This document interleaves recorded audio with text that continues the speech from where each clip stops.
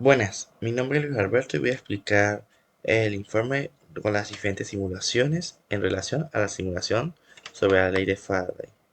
Como introducción, tenemos que la inducción electromagnética es un pilar fundamental tanto en la física como en la ingeniería moderna, ya que esa nos revela las conexiones con la electricidad y el magnetismo. Y este principio que fue descubierto por, sobre todo, Faraday y Hertz, nos ayuda sobre todo a entender los componentes de la electricidad y el magnetismo, los cuales son muy usados hoy en día. Entonces, yendo a las prácticas que se realizaron, tenemos la barra imantada. En la primera podemos apreciar cómo la barra se encuentra en el centro y haciendo el análisis, vemos que a medida que se mueve el imán, la barra de la pantalla, las pequeñas brújulas, que son digamos, el flujo eléctrico, se reorientan, ya que estas apuntan constantemente desde el polo norte de la barra hacia el polo sur. Entonces, como segunda, que vemos que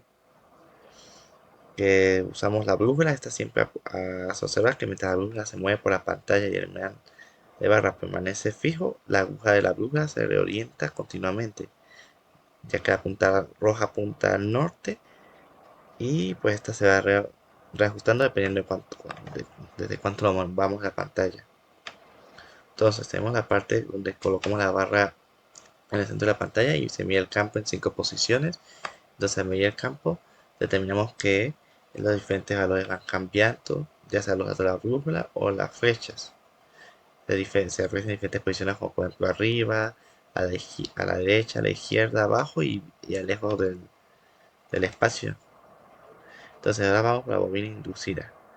En la bobina inducida nos pulsamos la bobina inducida y apreciamos que esta cuando va pasando, dependiendo de la velocidad que vaya pasando, se ilumina bombillo.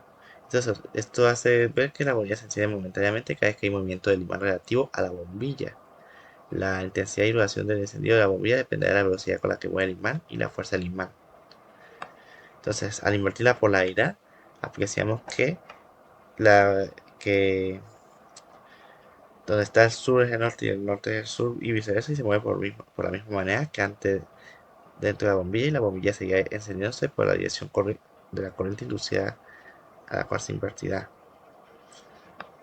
Por el tercer paso tenemos las diferentes situaciones que se aprecian, en la cual la situación nos observa que el medidor de campo magnético registra un valor de campo magnético constante y no nula, y la dirección del campo magnético medido apuntará a la misma dirección de las líneas.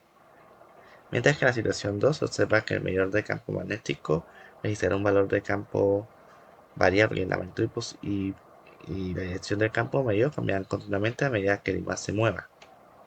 Entonces tenemos que cuando se varía el número de vueltas de la espira en las diferentes situaciones, tenemos que fundamentar que el número de vueltas es directamente proporcional a la fuerza electromotriz inducida.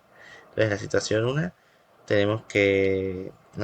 y 2 tenemos que no hay cambio en el flujo magnético, mientras que en la situación 3 hay un movimiento del imán y al haber un cambio de flujo más la cantidad de vueltas, dentro de una mayor fuerza electromotriz inducida, lo que se reduce en más corriente y un brillo mayor de la bombilla. Como cuarta pregunta tenemos que se varíe el porcentaje del área. Entonces en la situación 1 se observa que no habrá ningún cambio observable en el campo magnético. En la situación 2 se observa que la bombilla no se encendería independientemente del porcentaje del área y la espira. Y en la situación 3 se observa que la bombilla se da y la intensidad de su brillo está direccionada al área de la espira. Por eso cuanto mayor es el área de la espira, mayor será el brillo. El electroimán, que es un electroimán, es un tipo de imán en el que el campo magnético es producido por una corriente eléctrica. Además de un imán permanente como la barra imantada, el magnetismo es un electroimán temporal y controlable. Entonces aquí vemos este paso donde usamos la pila y cambiamos el voltaje de ella. Y se observa que al pulsar el botón la corriente comenzará a fluir a través de la bobina, la cual la convierte inmediatamente en un electroimán y las pequeñas flechas que podemos apreciar se alinean según el campo magnético generado por la bobina. Entonces al cambiar la corriente continua a corriente alterna, tenemos que, como se aprecia aquí en la imagen, eh,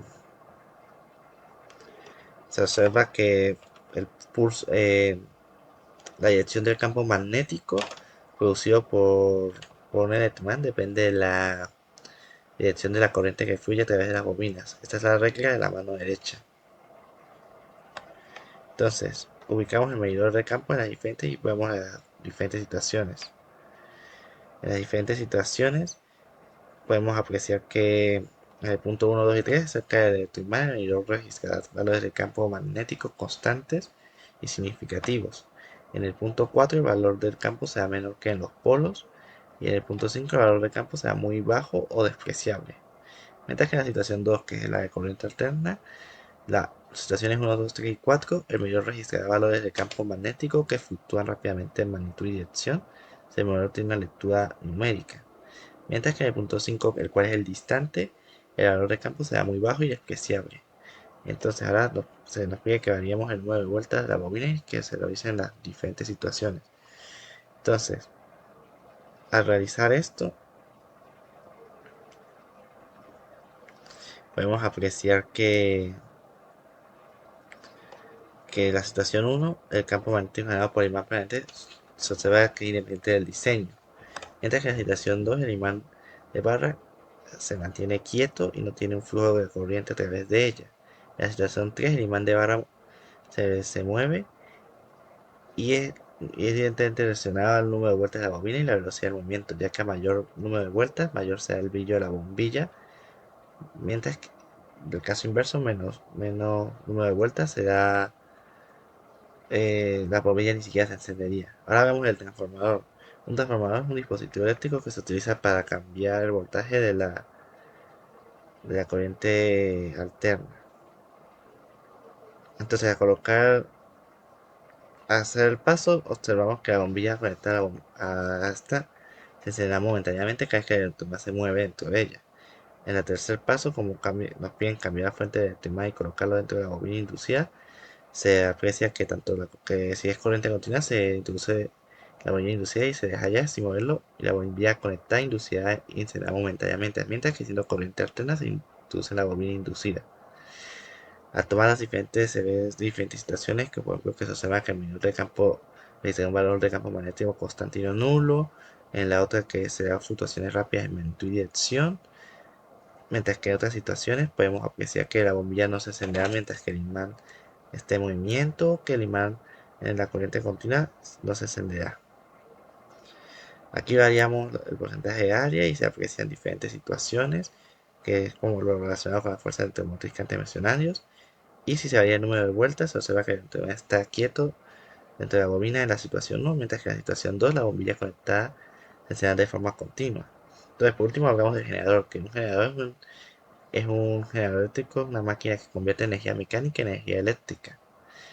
Entonces, pues, al pulsar aquí, vemos que el flujo es bajo el flujo de agua, entonces se observa que la variación del campo magnético depende del flujo del agua, ya que este da energía al electroimán. Si aumentamos el flujo del agua, esto quiere decir que la bobina inducida se observa que el brillo depende de la velocidad angular y con un número muy alto de vueltas la bobina puede brillar con una máxima intensidad. Y colocamos aquí, vemos que los patrones por intensidad de brillo relativo es que la bombilla brillará con una intensidad progresiva cuando mayor sea el porcentaje de área. Por último, podemos apreciar que a través de las diversas simulaciones y análisis se confirma que la generación de electricidad por inducción electromagnética es un fenómeno dinámico regido por la tasa de cambio de flujo magnético, y la presentación de un campo magnético por sí sola no es suficiente. Entonces podemos ver los diferentes procesos en los cuales se llevó y podemos estudiar las diferentes interacciones de los campos dependiendo ya sea el valor del voltaje, el tamaño de las vueltas, el tamaño de los anillos, y con eso se puede apreciar las diferentes prácticas que se realizaban. Gracias.